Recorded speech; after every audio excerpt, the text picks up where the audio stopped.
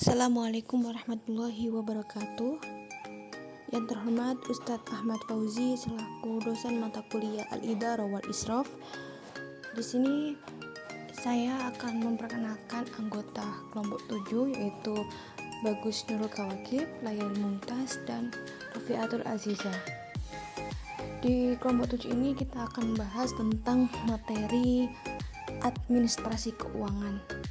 Di situ akan kita bahas yaitu pengertian administrasi keuangan, lalu bentuk-bentuk kegiatan administrasi keuangan, kemudian jenis-jenis dokumen administrasi keuangan, yang terakhir bentuk dan format administrasi keuangan. Yang pertama kita akan bahas tentang apa itu pengertian administrasi keuangan. Sebelum kita membahas tentang administrasi keuangan, lebih baik kita memahami arti perkata dari administrasi keuangan. Makna administrasi dalam bahasa Inggris itu disebut dengan administration, sedangkan istilah berasal dari bahasa Latin itu administrare, yang dapat diartikan membantu, melayani, menunjang, atau memenuhi. Kemudian keuangan, makna keuangan itu merupakan manajemen yang mengatur uang, yang mengelola dana, yang meliputi dari perencanaan, pelaksanaan, dan evakuasi dalam mengurus uang. Pengertian administrasi keuangan sendiri itu merupakan upaya pengelolaan yang mencakup semua aktivitas yang berhubungan dengan semua sistem keuangan untuk mencapai tujuan dari organisasi atau lembaga tersebut.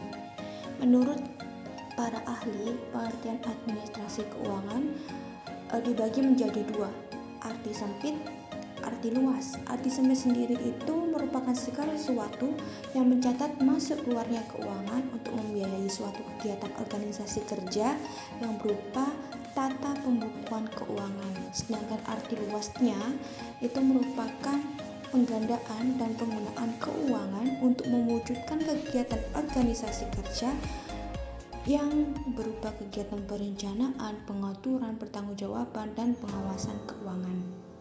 Selanjutnya yaitu bentuk kegiatan administrasi keuangan.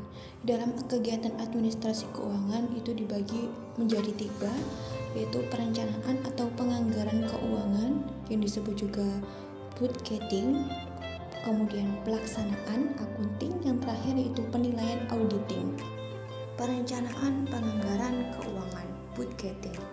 Dalam setiap anggaran terdapat dua hal penting, yaitu sisi penerimaan yang menunjukkan dari mana sumber dana diperoleh, misalnya dari pemerintah, masyarakat, dari orang tua, ataupun dari sumber lainnya yang digunakan. Kemudian dari sisi pengeluaran yang menunjukkan alokasi besarnya dana pendidikan untuk setiap komponennya. Dalam menyusun rencana keuangan ada beberapa hal yang harus diperhatikan. Yang pertama, perencanaan harus realistis. Yang kedua, perlunya koordinasi. Yang ketiga, perencanaan harus berdasarkan pengalaman, pengetahuan, dan institusi. Yang keempat, perencanaan harus fleksibel. Dan terakhir, perencanaan harus didasarkan dengan penelitian. Kemudian prosedur penyusunan rencana keuangan itu ada beberapa hal. Yang pertama, mengidentifikasi kegiatan yang akan dilaksanakan selama satu periode. Yang kedua, mengidentifikasi sumber-sumber bentuk uang, jasa maupun barang. Yang ketiga, semua sumber dinyatakan dalam bentuk uang karena anggaran merupakan pernyataan finansial. Yang keempat, memformulasikan anggaran dalam bentuk format yang telah disetujui dan diimplementasikan oleh institusi. Kemudian menyusun usulan anggaran agar disetujui oleh pihak berwenang. Kemudian merevisi usulan anggaran, proses penyetujuan usulan anggaran, yang terakhir pengesahan anggaran.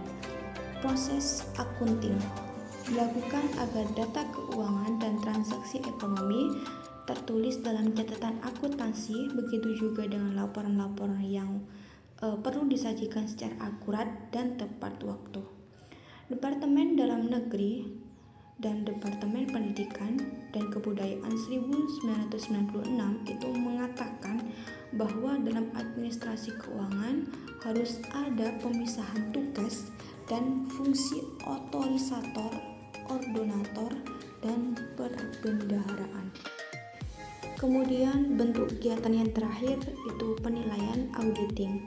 Auditing sendiri adalah suatu kegiatan pemeriksaan secara kritis dan sistematis oleh pihak yang independen terhadap laporan keuangan yang disusun oleh manajemen yang disertai dengan catatan pembukuan dan bukti pendukungnya. Pelaksanaan auditing itu memerlukan informasi yang dapat diverifikasi dan sejumlah kriteria yang dijadikan pegangan untuk mengevaluasi informasi tersebut. Jenis-jenis dokumen administrasi keuangan ada dokumen harian, dokumen bulanan, dan tahunan.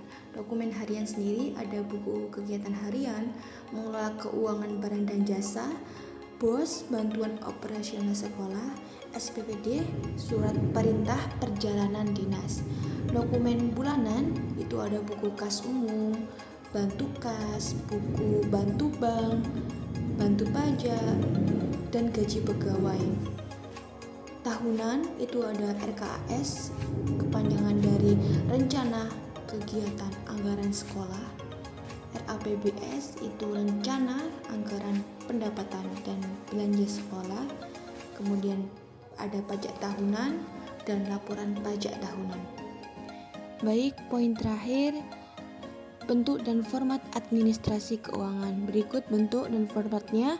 Ada buku kegiatan harian, laporan keuangan barang dan jasa, kemudian rencana BOS, ada kartu kas, bantu bulanan, bantu bank, gaji pegawai, dan lain-lain.